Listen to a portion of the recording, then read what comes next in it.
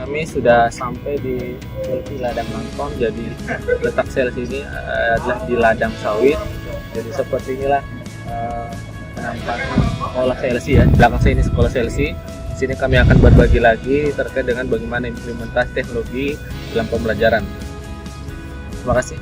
Ikuti kami bersama Pak Dolai selaku teman kolaborator saya.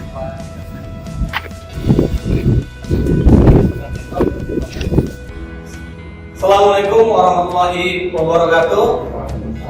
Selamat siang Bapak Ibu. Terima kasih Bapak Ibu atas kesediaannya menerima kami dari guru-guru SIKK untuk melakukan diseminasi ataupun berbagi tentang praktik baik yang telah kami terapkan di sekolah, ya. Jadi pada siang hari ini saya dengan Pak Negara akan coba berbagi kepada Bapak Ibu di CLC Ladang Langkong ya. Nah, Pak Negara ini akan membawakan media interaktif menggunakan aplikasi Lumi Education. Bagaimana nanti penjelasannya tentang Lumi Education dan sebagainya itu akan dipaparkan secara detail oleh Pak Negara. Baik, tanpa membuang waktu lagi, kami persilakan kepada Pak Negara untuk memaparkan hasil praktik baiknya. Pada Pak Negara kami persilakan. Terima kasih Pak Dolai. Assalamualaikum warahmatullahi wabarakatuh. Terima kasih Bapak Ibu. Saya mengucapkan atas kesediaan Bapak Ibu menerima kami untuk berbagi praktik baik yang telah kami lakukan, kami terapkan dalam kelas. Kebetulan karena saya backgroundnya guru matematika, saya akan menunjukkan bagaimana penerapan teknologi itu dalam proses pembelajaran matematika. Meskipun sebenarnya teknologi yang saya gunakan yaitu Lumi Education itu tetap bisa digunakan oleh semua mata pelajaran apapun itu. Cuma konten yang saya buat ini adalah konten matematika sedang bidang mata pelajaran yang saya ampu. Nah Bapak Ibu, saya menuliskan sebuah judul ini dengan judul menghidupkan pembelajaran bagaimana implementasi multimedia interaktif dengan Lumi Education. Baik Bapak Ibu, saya mulai dengan set awal ya. Jadi sebenarnya kalau mengenai proses pembelajaran yang efektif itu banyak ya. Banyak kita bisa gunakan strategi, metode. Nah, untuk kali ini saya akan coba memaparkan bagaimana kita membuat atau mendiskusikan sebuah pembelajaran efektif berbasis sumber belajar digital. Artinya apa? Kita akan menggunakan sumber informasi itu atau sumber belajar itu dari digitalisasi. Nah, untuk dalam proses yang saya sudah lakukan adalah saya menggunakan salah satu model yang namanya model problem based learning. Jadi sebenarnya banyak yang Bapak Ibu bisa gunakan tergantung apa tujuan atau orientasi Bapak Ibu menggunakan model itu. Tentunya juga disesuaikan dengan konten materinya, tentunya juga disesuaikan dengan apa sih yang ingin dicapai pada proses itu. Nah, kalau kita mungkin dari beberapa dimensi ya, jadi banyak model yang kita bisa gunakan.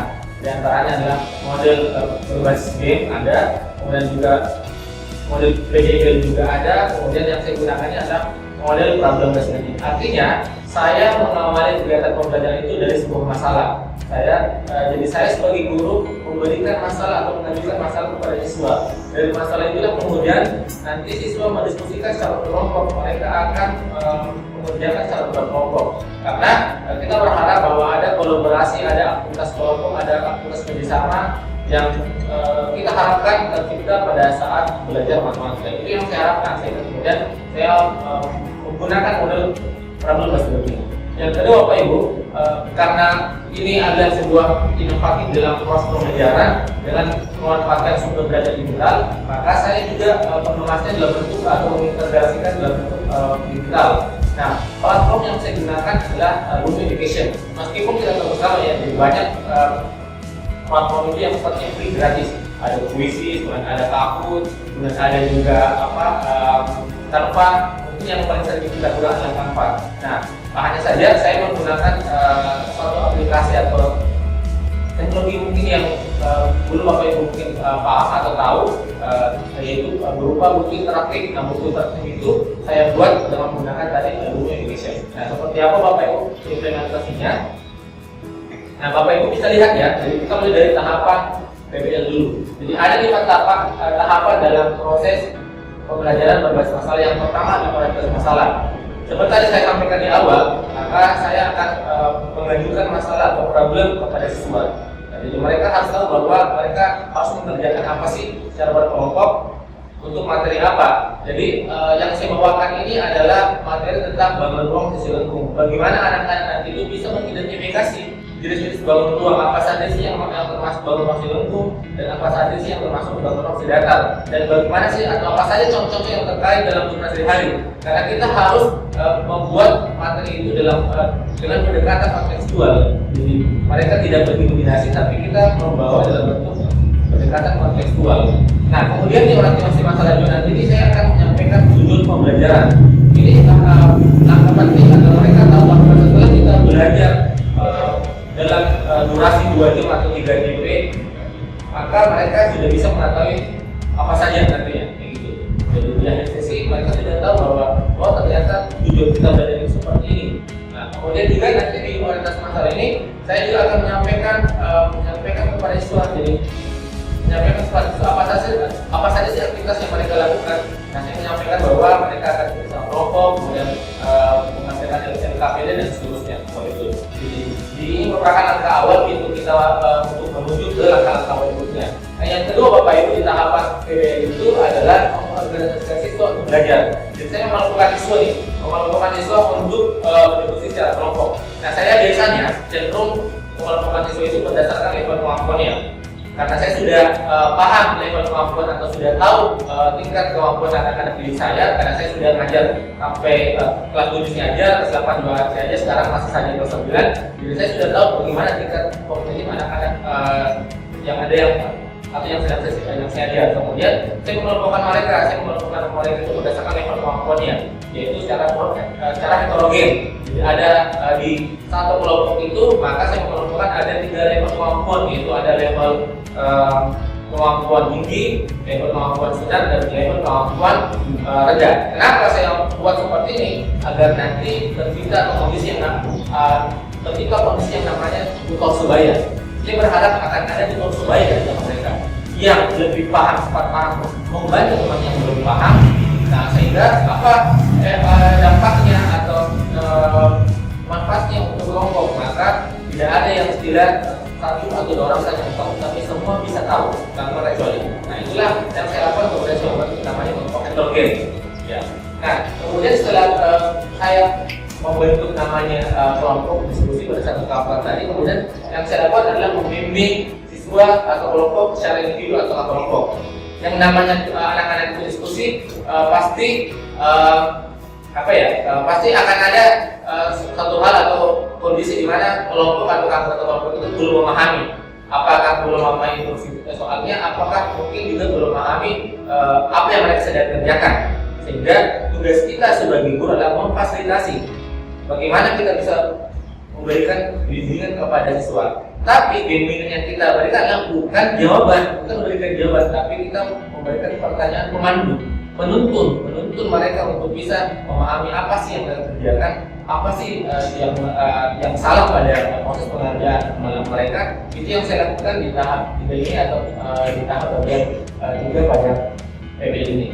Nah, kemudian yang keempat Bapak Ibu, anak-anak nanti mulai menganalisis. Jadi menganalisis dan mengevaluasi proses pemecahan masalah. Jadi teknologi yang baru berupa buku interaktif yang saya buat dari Education, kemudian mereka gunakan lah. Mereka gunakan mulai dari awal ya. Jadi ketika mereka mulai mencari informasi, mereka gunakan tuh. Jadi di teknologi saya itu ada bagian pendahuluan, kemudian ada bagian materi, kemudian ada bagian bermain, itu bermain drag and drop, kemudian bermain dengan salah, kemudian ada juga evaluasi.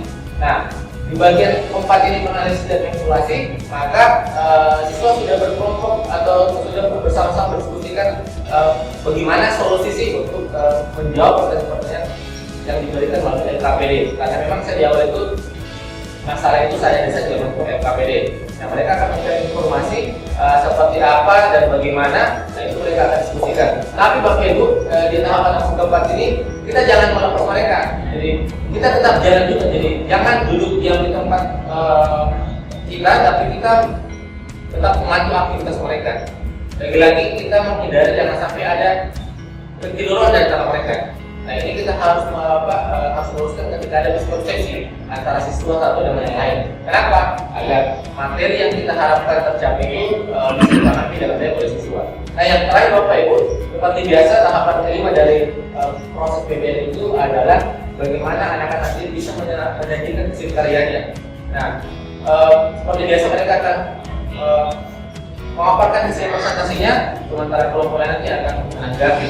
Nah, ternyata ketika saya mengimplementasikan ini di tahapan kelima ini ada beberapa anggota kelompok yang menyangga kelompok lain atau yang sedang menampilkan hasil presentasinya.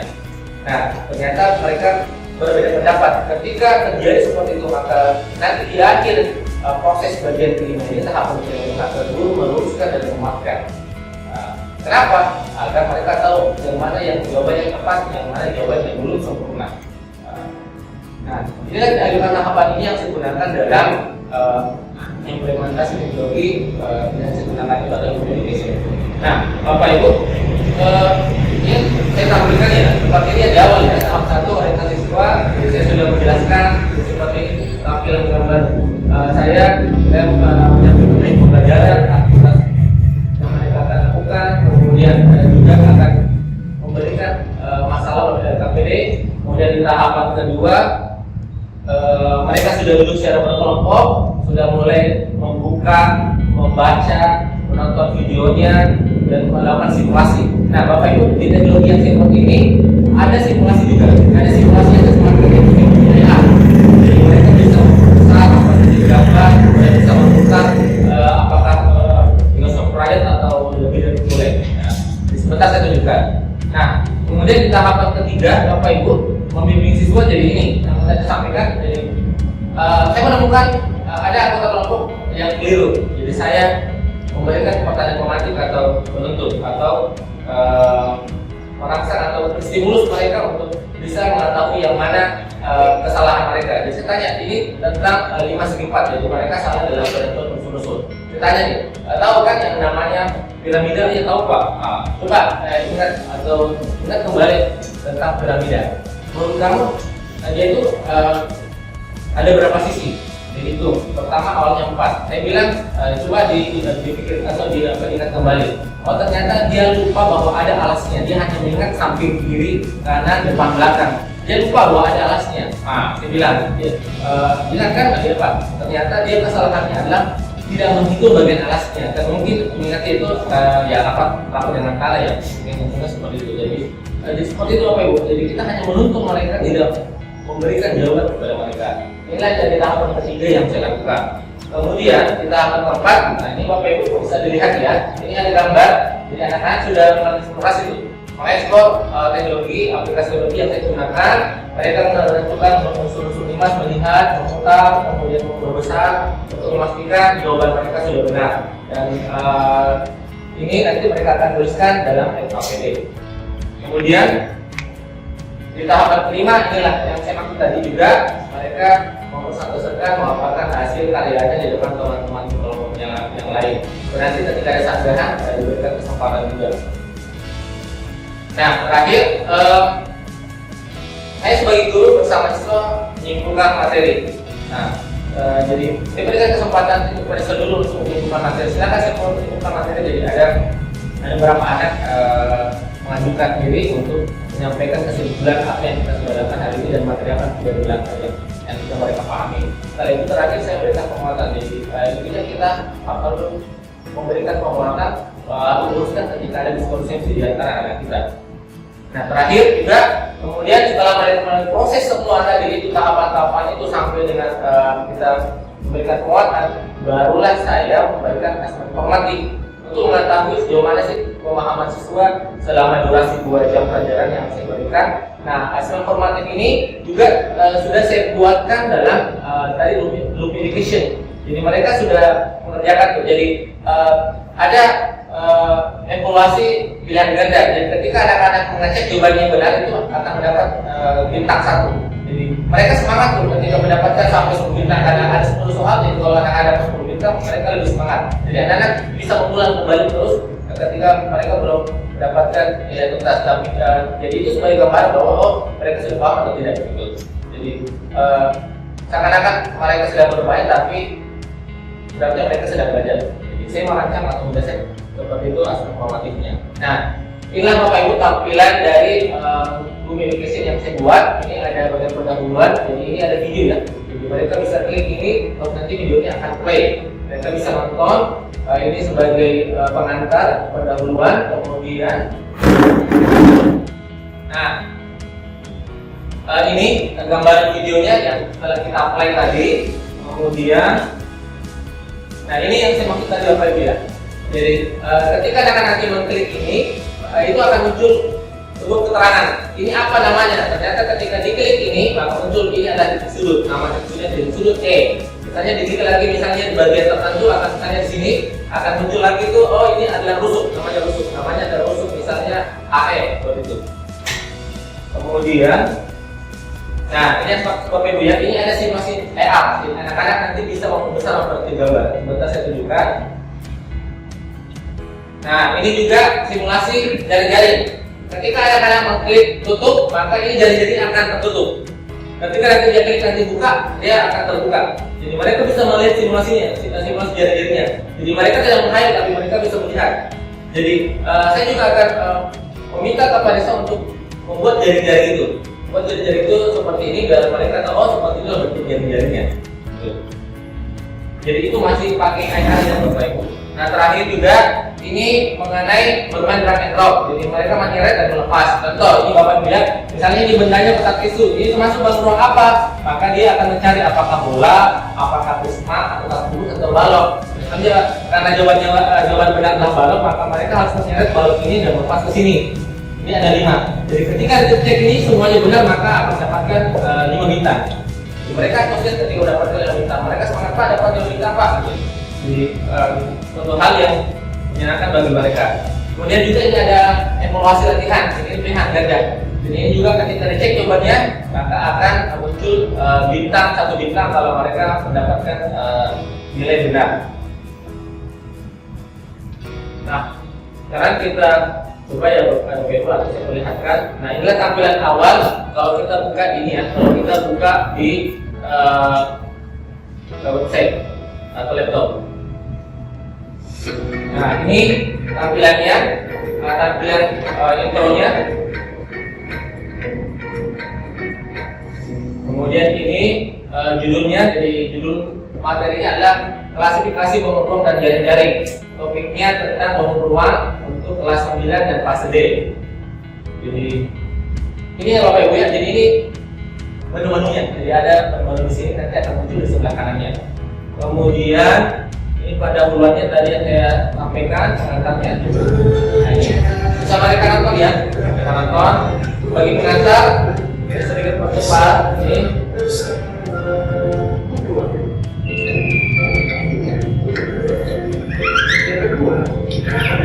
Ini sebagai pengantar bagi anak-anak.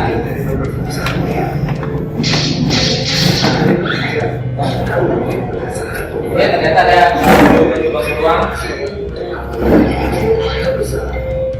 Nah kemudian ini khusus ya Bapak Ibu yang tadi saya maksud. Nah ketika saya klik ini tanda seperti itu, saya klik itu akan muncul keterangan. Saya klik muncul keterangan. Oh ini namanya sudut, yaitu sudut titik E.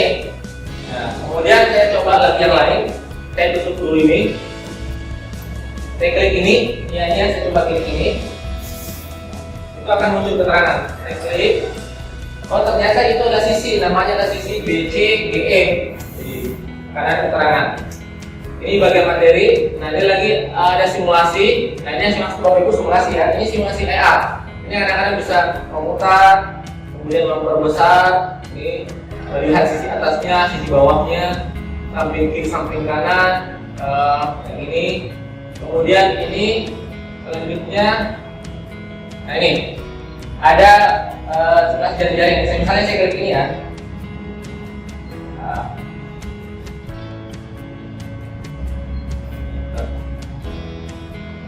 Nah ini, saya klik tutup. Kita lihat simulasinya dia akan tertutup. Jadi anak-anak bisa juga melihat dari berbagai sisi. seperti apa sih kita lihat dari bawahnya.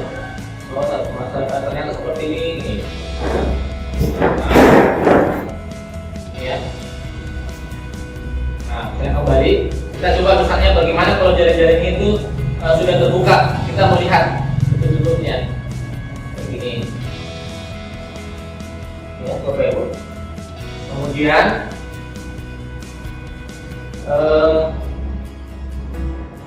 nah kita lihat gamenya ya. Ini game drag and drop. Jadi ini ada beberapa jenis benda. Mereka anak-anak itu harus memasangkan atau menjelurkan.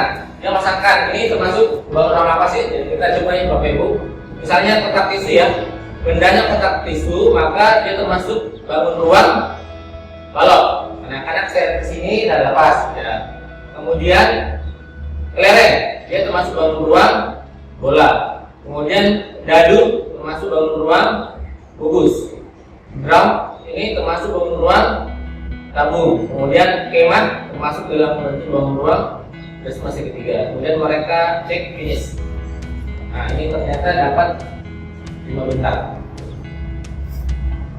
Jadi mereka senang tuh ketika menunjukkan dapat full 5 bintang. Nah kalau misalnya belum berhasil, anak-anak bisa coba lagi. Ini retri ya, dicoba lagi. Jadi sampai mereka paham betul. Jadi seperti itu interaktivitasnya antara user yaitu siswa sebagai pengguna dengan teknologi aplikasinya. Ini contoh benar salah ya. Anak-anak menjawab benar atau salah ini pertanyaannya. Jadi saya coba asal aja ya. Misalnya ini benar, kita coba kemudian next. Tadi salah, next. Ini misalnya salah, next. Benar. Dan ini salah misalnya, benar. Ini diacak saja ya, biar saja. Ini jawaban benar.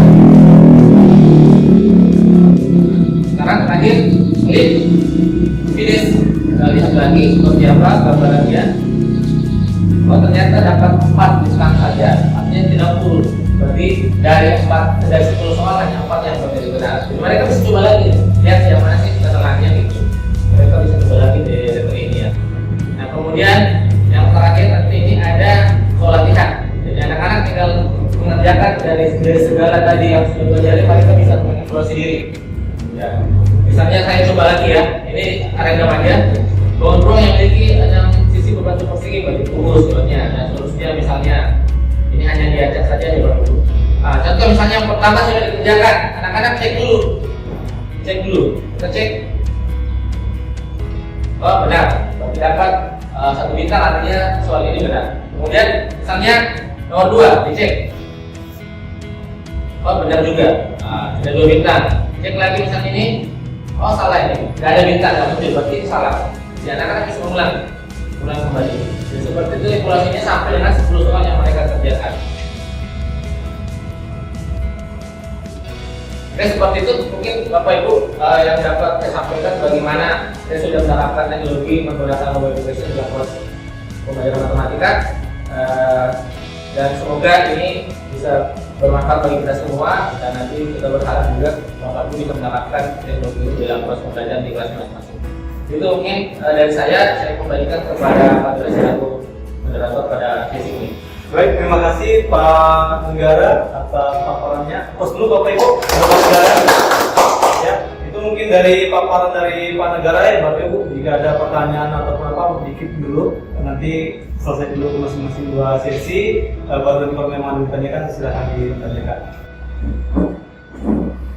Oke, baik Bapak Ibu. Jadi sekarang saya bergantian ya. Jadi tadi di sisi pertama saya sebagai pemateri atau mungkin berbagi sharing kepada Bapak Ibu. Sekarang di sesi kedua ini saya sebagai moderator dan Pak Dosen sebagai pematerinya. Nah, sekarang kita lihat dulu dari judulnya Bapak Ibu. Ini judulnya ini penerapan model pembelajaran PJBL dengan media Asli Pro pada mata pelajaran proyek kreatif dan kewirausahaan. Yang saya highlight itu adalah Asli Pro. Nah, ini pasti kita penasaran, ini Asli Pro seperti apa sih? Apakah Asli Pro atau Asli Kontra kan? Jadi ini biasanya kita dengar istilah Pro dan Kontra. Apakah seperti itu juga atau seperti apa sih? Nah, biar kita tidak penasaran, kita langsung saja kepada Pak Dosen untuk menyampaikan feedbacknya kepada kita semua. Kita boleh close untuk Pak Dosen. Baik, terima kasih Pak Negara. Bapak Ibu yang saya hormati, Assalamualaikum warahmatullahi wabarakatuh. Selamat siang. Pada sesi kali ini saya akan coba memaparkan terkait dengan praktik baik yang saya pernah lakukan di dalam kelas, yaitu penerapan model pembelajaran project based learning dengan media Aslido pada mata pelajaran project kreatif dan kewirausahaan. Mungkin mata pelajaran yang hanya ada di SMK ya Bapak Ibu, tapi mungkin di SMP atau ada materi-materi yang bersinggungan dengan kewirausahaan itu boleh juga bisa nanti menggunakan aplikasi media pembelajaran ini.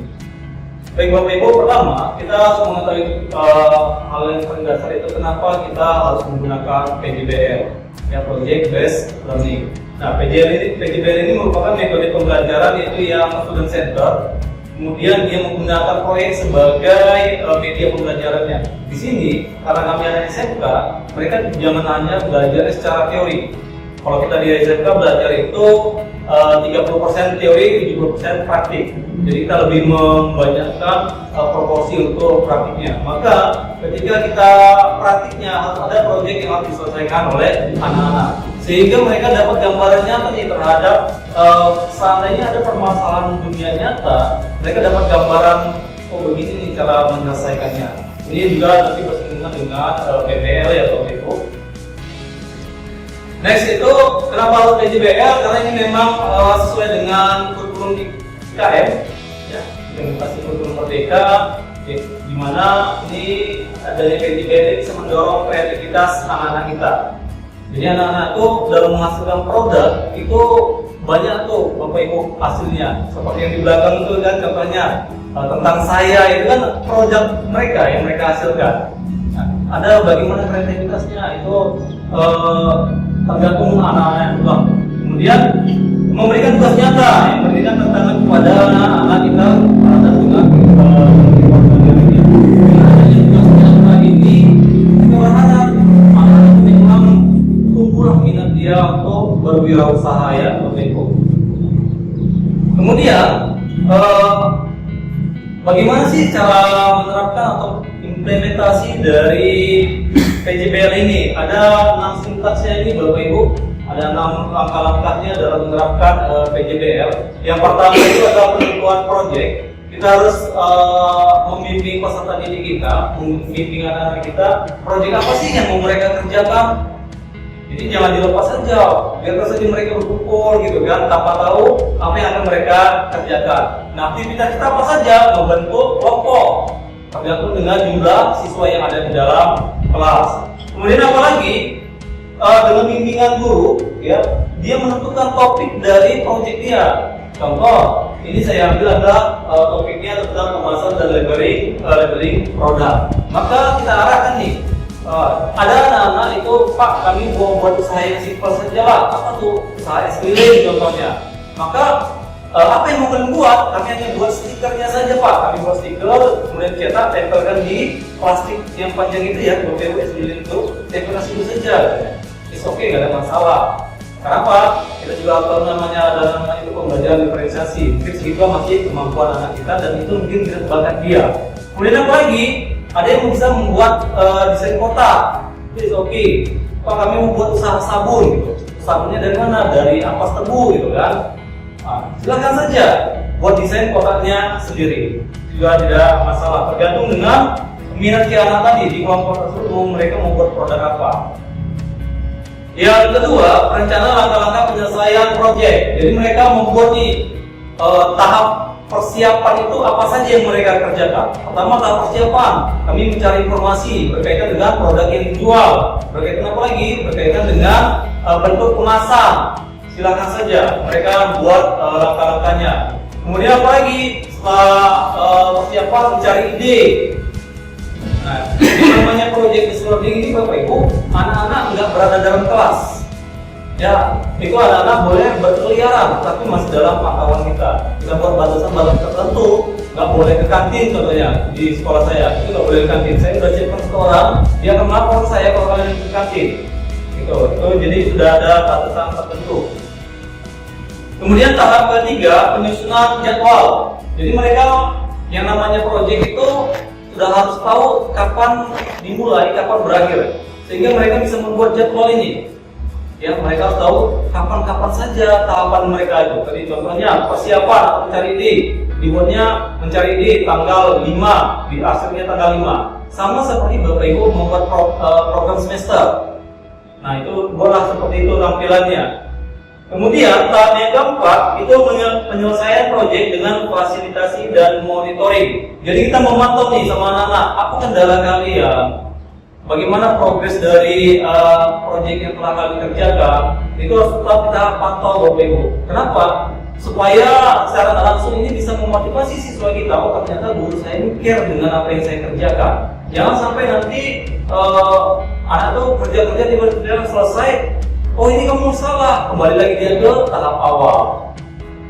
Selanjutnya, itu ada penyusunan laporan dan presentasi. Setelah mereka selesai mengerjakan proyeknya, maka mereka akan menyusun laporan dan mempresentasikan ke depan tentang produk yang telah mereka hasilkan. Contohnya tadi itu kemasannya itu, saya tanya nih, ini kenapa kamu buat kemasannya seperti ini? Apa dasarnya? Dia anak-anak akan menjelaskan nanti itu, oh, ternyata produk kami seperti ini bentuknya Pak. Maka kami butuhkan kemasan yang cukup besar contohnya.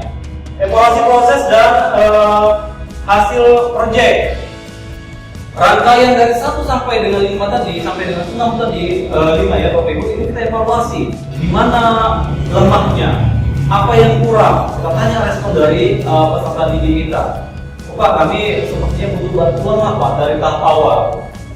Silakan saja Bapak Ibu, tapi ingat harus kita terapkan yang namanya scaffolding ya, pengurangan bantuan secara bertahap kepada anak-anak kita. Selanjutnya Bapak Ibu, nah ini media pembelajaran yang saya buat ya Bapak Ibu, media pembelajaran Asli Pro. Ini merupakan sebuah akronim dari media pembelajaran kemasan dan labeling produk.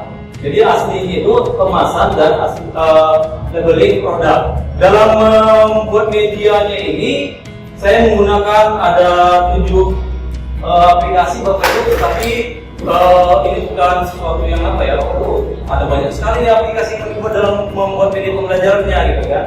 Yang saya buat itu adalah Canva, PPT, PowerPoint, Big Image Creator, Vivik, Testmaker, Pixby, dan YouTube. Nah ini penjelasannya Bapak Ibu. Hasil digital gambar yang untuk gambar-gambar semuanya, ya itu saya ambil dari yang namanya Canva. Ya ada yang namanya Canva. Tampilan ini saya desain dari Canva Bapak Ibu.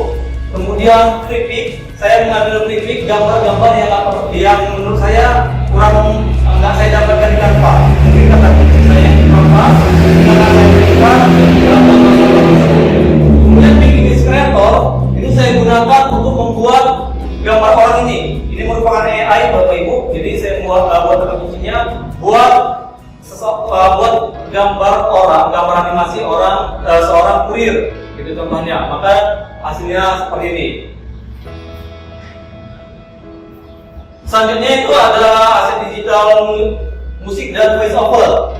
Jadi dalam media pembelajaran saya ini ada voice overnya, Testmaker. Nah, jadi voice over itu gunanya untuk menjelaskan ya Bapak Ibu. Jadi saya gunakan AI juga itu. Saya masukkan materi yang mau dijelaskan AI tersebut, kemudian saya copy teksnya, saya pastikan ke Testmaker ini, muncullah nanti suaranya. Kita mau pilih suara yang siapa? Nanti ada banyak pilihan suara, kita sudah oke, tinggal kita download suaranya. Sejauh ini masih free, gratis ya Bapak Ibu. Kemudian Pixby.com ini sebagai background musik dari MPI saya. Next itu aset video digital, aset digital video. Nah ini saya ambil semuanya, ada 2 video, saya ambil semuanya dari YouTube saya. Jadi saya sudah buat tutorial dulu sebelum memasukkannya ke dalam MPI. Nah, baik Bapak Ibu, kita coba sebentar. Nah ini yang seperti saya bilang tadi, ini dari Big Image Creator, bisa ini Canva. Ya, ini pakai menggunakan Canva. Keseluruhan proses produksinya, keseluruhan membuat medianya, saya gunakan PowerPoint. Saya nggak gunakan aplikasi yang canggih-canggih kan Bapak Ibu. Selamat ya Kak. Nah ini voice over-nya dari AI. Ini belajar. Saya hanya ketik saja teks yang ada di sini. Hari ini. Teksnya saya ketik klik, masukkan ke tetes maker, dia akan download. Tersebut masanya labelnya. Selamat belajar. Itu ya Bapak Ibu, ini profil saya. Perkenalkan. Ini juga menggunakan voice over. Saya coba try dengan suara saya nggak ngam ya Bapak Ibu. Jadi saya tahu diri lah ya. Saya ganti gunakan AI. Ini pedoman penggunaan MPI. Suara background ini saya ambil dari desain by. Masih free ya Bapak Ibu. Saya gunakan yang free semua. Nah ini interface awalnya, pendahuluannya. Di pendahuluan ini, nah ini videonya saya ambil dari YouTube saya ya Bapak Ibu. Ini seperti yang saya bilang tadi. Nah ini juga video yang menggunakan PowerPoint Bapak Ibu. Nggak menggunakan aplikasi yang canggih-canggih, CapCut dan sebagainya, tidak. Saya lebih senang menggunakan PowerPoint. Kalau di Indonesia membuat video begini bisa harga 150 Bapak Ibu. Namanya video explainer. Kami di SMK Pemasaran Indonesia beginilah kerjaannya, membuat hal-hal yang begini. Kemudian ini materinya, uraian materi. Uraian materi saya buat di sini seperti ini sebagai informasi tambahan Bapak Ibu. Ini materi yang mereka berkaitan dengan pelajaran, ini berkaitan dengan menambah wawasan mereka. Hal-hal yang tidak berkaitan dengan pelajaran sebagai informasi tambahan saya buat di sudutnya ini. Ini materinya, materinya adalah banyak ya Bapak Ibu. Ini materinya semua materi. Kemudian di dalam materi ini juga saya siapkan video tutorial. Ini video tutorialnya. Ini saya ambil juga dari channel YouTube saya. Ini bagaimana membuat kemasan produk menggunakan Canva. Nah ini dia suara saya sendiri, jadi kurang saya dengarin kurang oke ya. Bagian ini saya akan coba membagikan bagaimana cara. Ini saya buatnya dadakan sekali Bapak Ibu. Ketika saya tahu membuat MP ini, disitulah saya baru buat apa namanya kemasan produk ini, gitu ya. Oke. Selanjutnya latihan. Untuk latihan ini nggak jauh berbeda dengan tugasnya soal-soal yang dibuat Pak Negara tadi. Saya uji coba. Kemudian saya buat tinggal saya.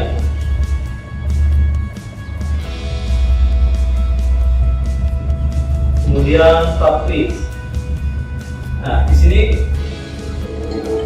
quiznya ini pertama bisa memilih lebih dari satu. Kalau boleh soal-soal memang diarahkan ke namanya pilihan berganda saja semua di Bapak Ibu. Jadi dia bisa memilih lebih dari satu jawaban. Ini saya jawab.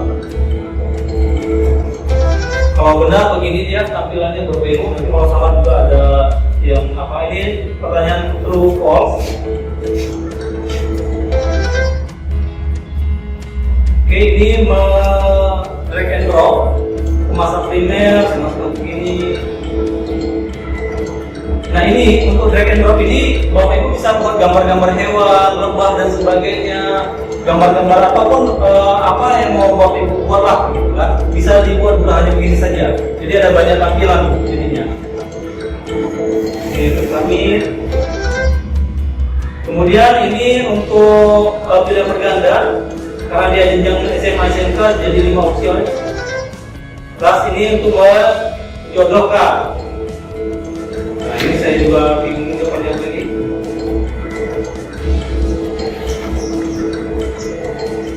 Karena baru kemana nih? Baru dulu. Yang buat soal aja bingung jawabannya juga.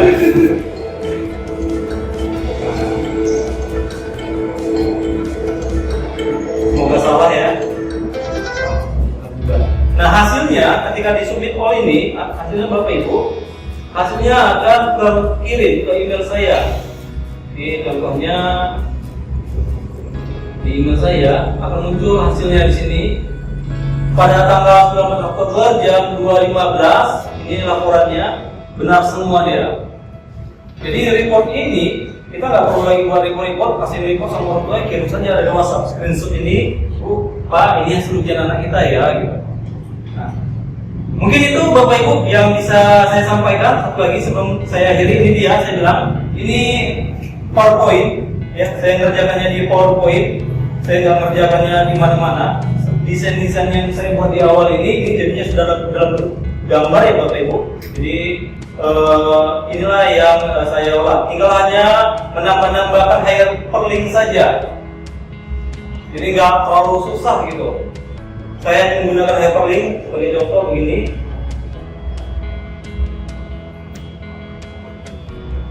Nah ini hyperlink juga ya, bisa juga kita gunakan di sini kalau memang Bapak Ibu. Nah bisa back juga dia. Nah ini hanya menggunakan yang paling sederhana saja di Bapak Ibu, nggak lagi apa namanya susah-susah. Nah ini tulisnya.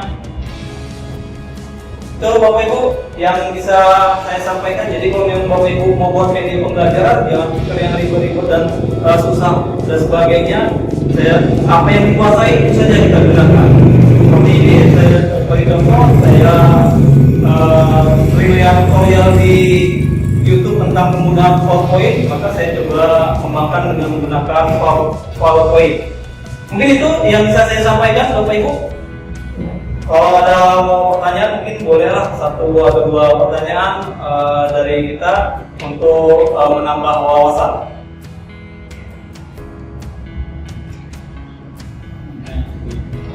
Mau dari sesi 1 boleh, sesi 2 boleh, silakan Bapak Ibu. Gimana Bapak Ibu, ada yang mau ditanyakan?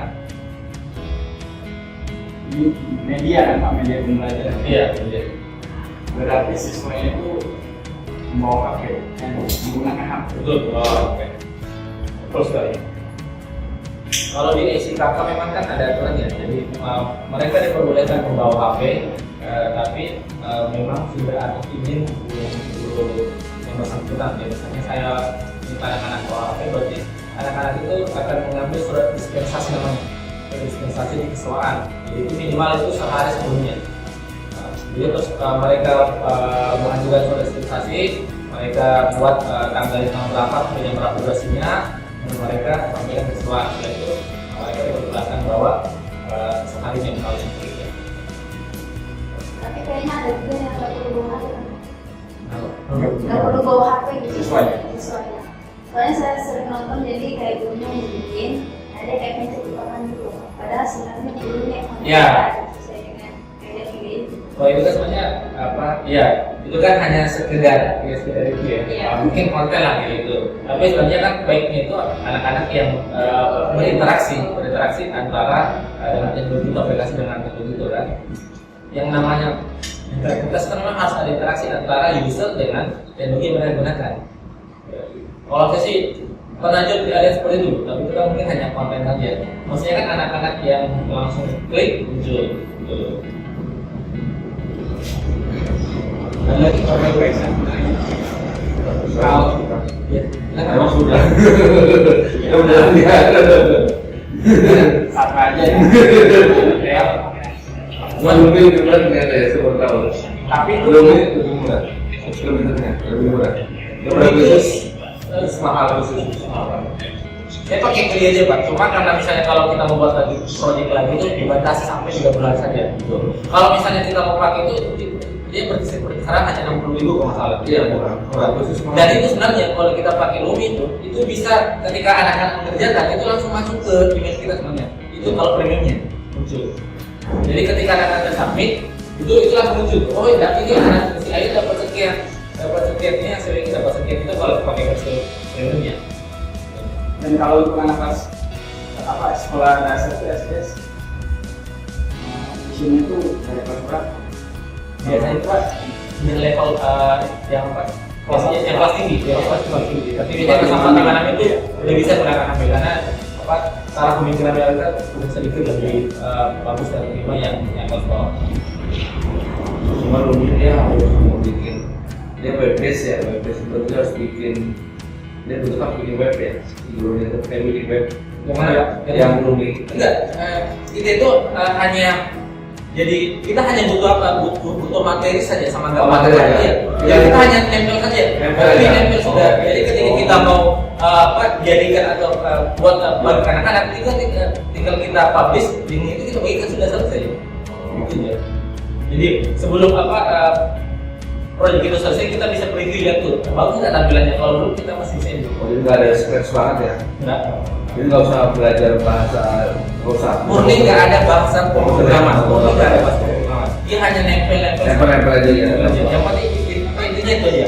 Yang penting sudah sediakan materinya. Kalau misalnya kita mau tambah tadi header seperti saya itu kita buat headernya boleh. Iya. Itu aja. Selebihnya itu kita buat. Bahkan fitur drag and dropnya sudah ada. Ini kita pakai. Fitur pelajarannya sudah ada. Kita pakai. Nah, misalnya kecuali tadi kita mau tambahkan misalnya dari luar, boleh kita namanya kita embed. Contoh yang tadi saya gunakan yang simulasi AR itu saya embed, saya buat dia apps lain. Linknya itu saya embed masuk ke Lumi, selesai. Jadi kita bisa komunikasikan dengan berbagai platform di luar dari Lumi.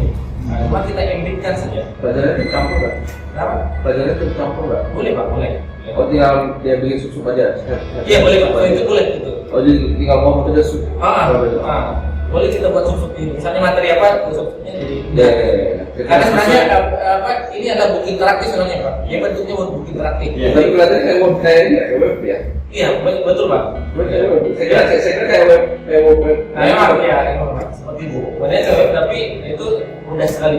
Makanya itu saya buat ya 3 hari kemarin 3 hari. Karena yang alam itu hanya menyediakan materinya saja. Selebihnya itu overall itu mudah bagi kita. Bahkan mungkin orang yang tidak tahu komputer pun asalkan sudah tersedia materinya sudah bisa. Kan tinggal comot materi, copy paste dan copy paste itu kalau kita gunakan memiliki sini. Tapi tampilan dulu sama tampilan berbeda kan pasti. Yang di publish sama yang masternya. Iya beda Pak. Beda. Iya. Kalau kita kan yang bantu itu ya. Kalau ada project kan. Yang tadi kan Tampilan aja masuk kan? Tampilan aja ini apa dari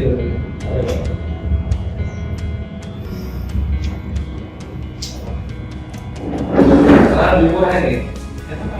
Lebih murah kalau khusus 400 ribu itu per bulannya. Iya. Itu kalau ya. Berapa Pak? 200 ribu sekitar 600. Setahun kan? Per bulan. Kalau krisis Itu per bulan. mahal itu Pak. Saya krisis beli 400 tahun.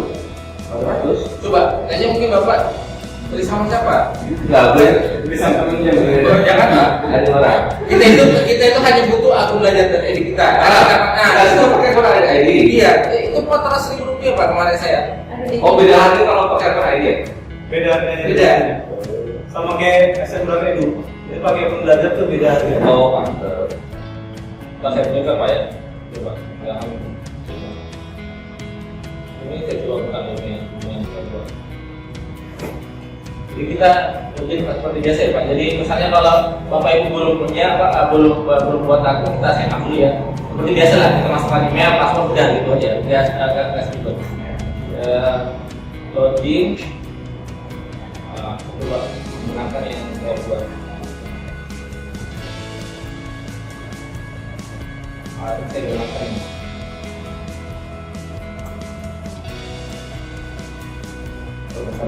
Nah ini tampilan ini tampilannya Bapak Ibu seperti ini ya. Ini. Jadi kalau kita mau buat nanti konten ini punya konten. Nah, misalnya saya hasilnya yang saya sudah buat itu. Nah ini tampilannya Bapak Ibu. Ini proyek yang saya sudah buat.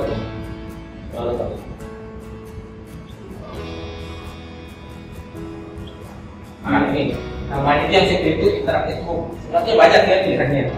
Tapi kita bisa coba cek lihat ini. Ini banyak pilihannya. Ini banyak pilihannya apa yang nah ini banyak pilihannya. Ini kita pilih saja. Kita bentuknya nanti akan pilih.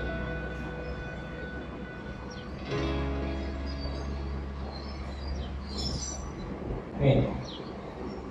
Bentuk video interaktif ataukah bentuk course presentation ataukah hanya kita bentuk multiple choice saja dan dibuat dalam desain multiple choice saja.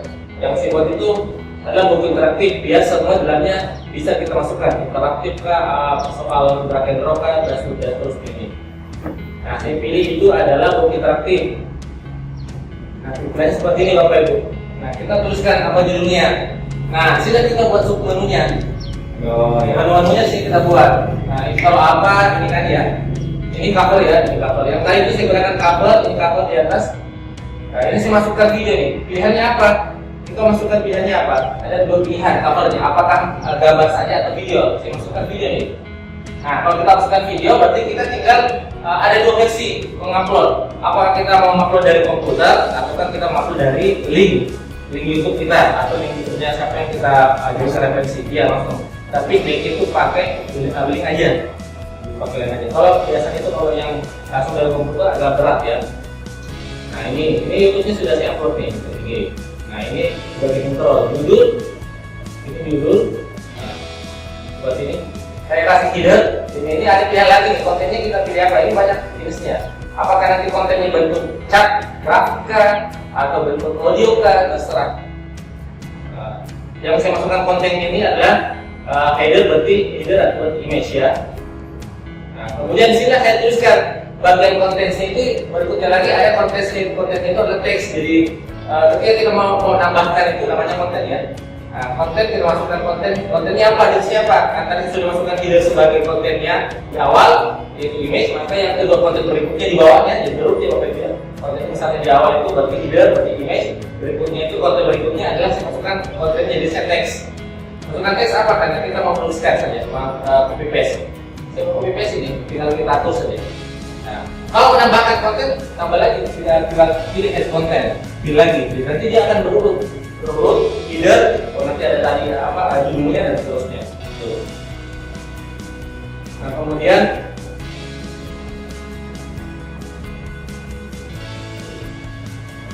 seperti ini Bapak Ibu.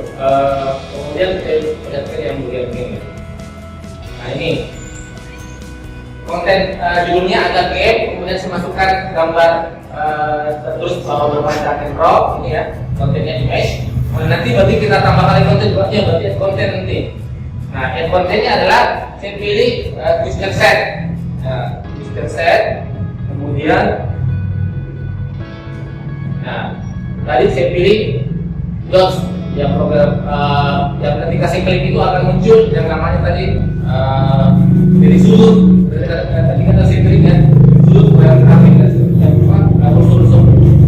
rusuk dan seterusnya. Kemudian saya tambahkan lagi jenisnya namanya drag and drop. Nah ini ada pilihan-pilihan untuk question type itu atau jenis pertanyaannya ada bermacam-macam ya. Ini ada pilihannya pilihan ganda, drag and drop atau bisa singkat, ada untuk menandai sebuah kata, kemudian apakah hanya menerang sebuah kata atau benar salah, assign ataukah pilihan ganda yang berupa pilihan gambar. Cuma untuk sementara saya baru coba multiple choice drag and drop. Saya belum mengeksplorasi lebih jauh lagi ya. Saya baru mencoba multiple choice drag and drop dan true false question. Nah seperti ini tampilannya. Kalau lebih seperti itu tampilannya di kitanya ya sebagai guru.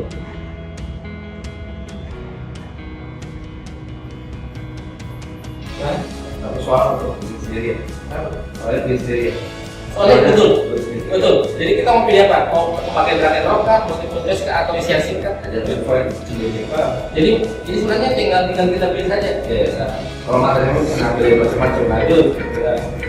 Nah ini kalau misalnya kita sudah buat ya, jadi kita tinggal pilih view untuk melihat tampilan awal sebelum dipublish kadang-kadang. Seperti dia seperti view kan? Nah ini tampilan awal saya.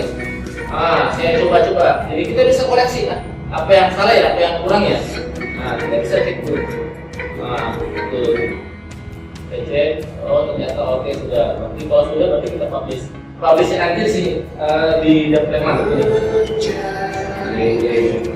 Di deployment kita publish nanti. Misalnya sudah jadi ya. Deployment.